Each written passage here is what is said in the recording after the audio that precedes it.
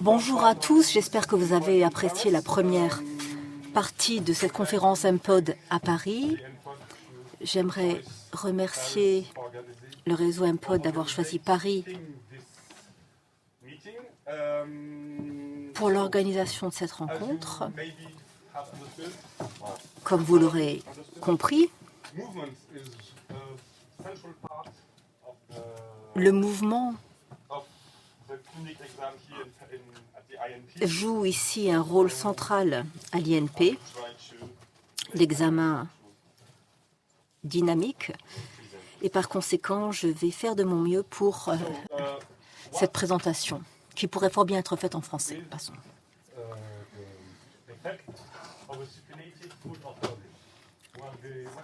Quel est l'effet d'une orthèse du pied en position supine? On dit que l'objectif est de réduire l'éversion de l'arrière-pied. Le problème, c'est que toutes les études que j'ai lues témoignent d'un manque cruel d'informations sur l'orthèse du pied, à savoir qu'on n'a pas suffisamment d'informations sur les éléments de l'orthèse, on ne connaît pas la dureté des matériaux, du matériel utilisé pour cette orthèse. On ne sait pas comment elle est faite, comment elles sont faites, ces orthèses, et quelle est la pente nécessaire pour réduire une éversion de la cheville.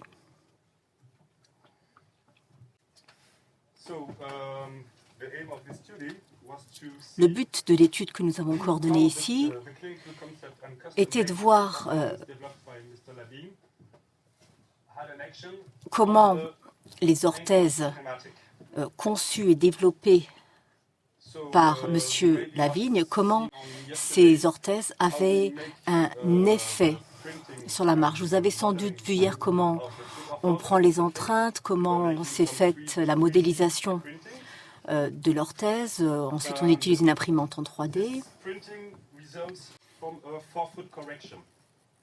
Ça, c'est une orthèse qui permet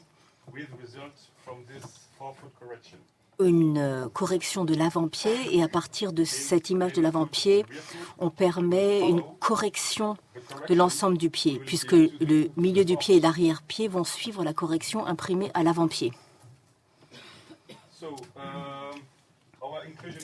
Critères d'inclusion pour les patients impliqués dans cette étude: pied en pronation avec un FPI supérieur à 5, pronation du pied. On n'en est qu'au début de l'étude. Cela fait 1 mois qu'elle est en cours. Pour l'instant, on a identifié 5 patients, 5 hommes d'âge moyen de 27 ans et demi, bon, plus moins 5 ans, donc entre 22 et 32 ans. Taille moyenne 1,81 m, plus ou moins 42 cm, et poids moyen 81 kg. Comment les orthèses biomécaniques Lavigne sont-elles conçues? Pour cette étude, j'ai utilisé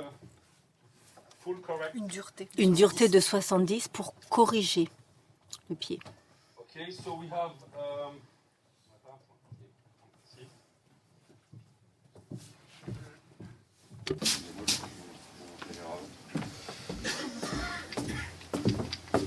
Okay, so maybe begin with the forefoot. Okay, that's.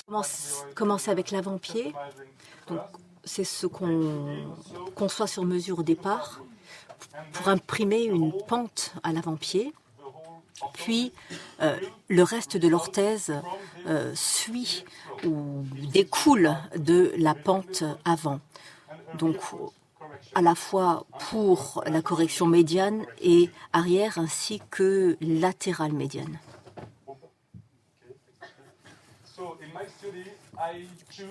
J'ai choisi dans mon étude d'utiliser différentes pentes pour l'avant-pied. Donc sous une hauteur différente, 3 mesures différentes, 6, 8 et 10 mm, pour voir avec cette pente sous l'avant-pied ce qui se passerait au niveau de la cheville. Nous avons procédé à 4 analyses de marche sans orthèse et ensuite avec les 3 différentes orthèses dont je vous ai parlé, avec des pentes respectives de 6, 8 et 10 mm. On a fait porter les mêmes chaussures aux 5 patients. La caractéristique principale de cette chaussure, c'était une chaussure absolument plate, pas de différence de hauteur entre l'avant et l'arrière. Nous avons procédé à une étude sur 5 cycles avec un calcul cinématique et ensuite un groupe contrôle étudiant avec une paire de chaussures contrôle. Nous avons procédé à cette étude ici dans notre laboratoire d'études de la marche. Donc, on a fait la même étude que le docteur Formosa. Quels sont nos résultats? La courbe rouge est notre courbe témoin, sans orthèse. En bleu, on a la pente de 6 mm.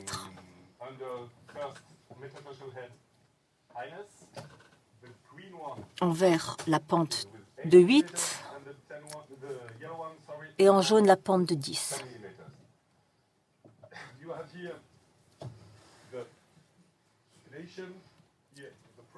On a ici supination, pronation.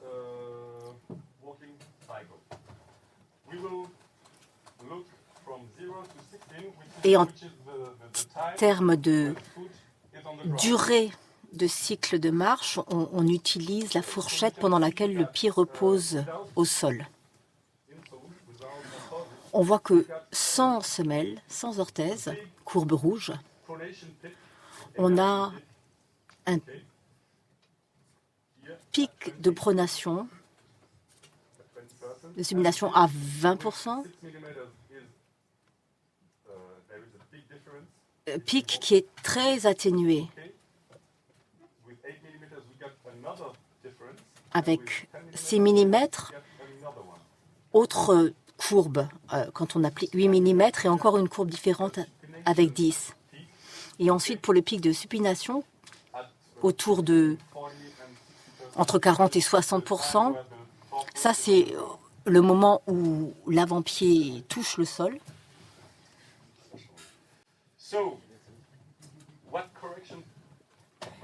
Alors, quelle correction obtient-on de ce pic de pronation?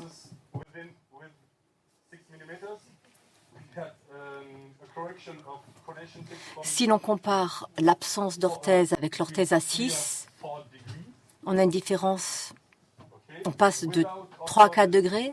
Si l'on compare l'absence d'orthèse avec l'orthèse à 8 mm, on a une correction d'environ 5 degrés et entre 0 orthèse et l'orthèse à 10, on a une correction de l'ordre de 6 degrés. Ce qui est intéressant, c'est qu'il y a une véritable linéarité dans les différentes études.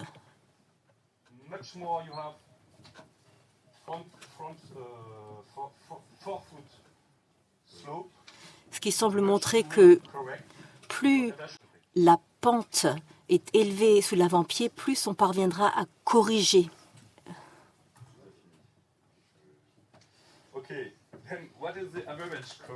Quelle est la correction moyenne maintenant? Encore une fois, on compare le patient contrôle sans orthèse avec l'orthèse à 6. On est à 2,5 degrés de correction moyenne. Entre rien et 8 mm, on est à 3,3. Et entre absence d'orthèse et 10 mm, on est un petit peu au-dessus de 4 degrés de correction moyenne. Et encore une fois, on voit la linéarité entre les différents graphes. Et en termes de représentation de la correction maximum, encore une fois, on compare toujours 100 avec 6 mm, on est à 4 degrés de correction maximale. Avec 8 mm, on est à 5 degrés de correction maximale. Et avec 10 mm, on est à environ 6 degrés de correction maximale. Alors, qu'est-ce que tout cela nous dit? Eh bien, cela nous dit d'abord que l'orthèse de pied supinal peut corriger le sommet des versions. Et plus la pente est forte, plus la correction sera importante. Ce qui est intéressant, c'est de regarder et d'observer la linéarité des résultats, ce qui nous incite à penser qu'avec une imprimante 3D, on peut très bien mettre sur pied des orthèses sur mesure. Il y a clairement un effet biomécanique de ces orthèses.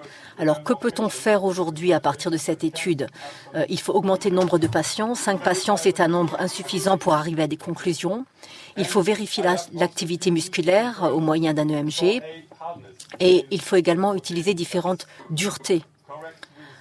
Parce que, bon, là, on a réussi avec une dureté à 70 degrés, mais qu'en est-il quand on tombe à 50?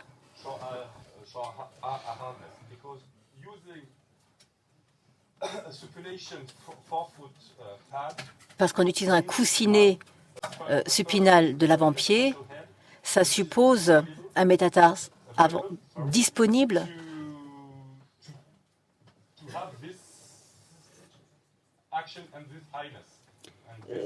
sur lequel on puisse glisser la hauteur nécessaire pour obtenir la pente visée. Je vous remercie de votre attention. Avez-vous des questions?